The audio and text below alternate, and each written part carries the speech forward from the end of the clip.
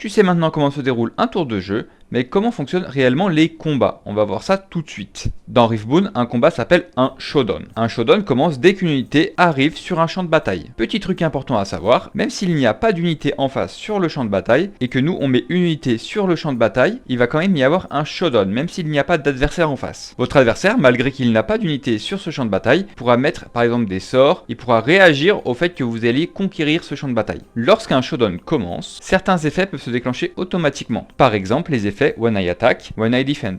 Chaque effet déclenche une chaîne. Le mot chaîne est très important, vous allez comprendre par la suite. Une chaîne est simplement une suite d'effets qui doivent être résolus avant de continuer. Et attention, les effets When You Play Me créent aussi une chaîne, même si la carte est jouée dans votre base. Une fois les effets du début de showdown résolus, l'attaquant reçoit le focus. Le focus détermine quel joueur a la priorité pour agir. Le joueur qui a le focus peut décider de jouer une carte action, une carte réaction, ou alors dire je passe. S'il passe, le focus va aller au défenseur. Si un joueur joue une carte ou active un effet, une nouvelle chaîne se crée. L'adversaire peut répondre avant que cette chaîne ne se résolve. Par exemple, le joueur qui était en défense décide de jouer une action -2, l'adversaire peut alors répondre avant que ces chaînes ne se résolvent. Lorsque les deux joueurs arrêtent d'ajouter des effets, la chaîne se résout. Les joueurs continuent ainsi jusqu'à ce que les deux joueurs passent successivement sans rien jouer. Le showdown se termine alors et les dégâts sont résolus. Prenons un exemple simple. Je vais attaquer avec deux unités. Une unité qui a 3 de puissance et une unité qui a 2 de puissance. J'ai donc 5 points de dégâts à répartir. Mon adversaire lui défend avec deux unités. Une unité qui a 4 de puissance et une unité qui a 2 de puissance. Lui par contre il a 6 de puissance.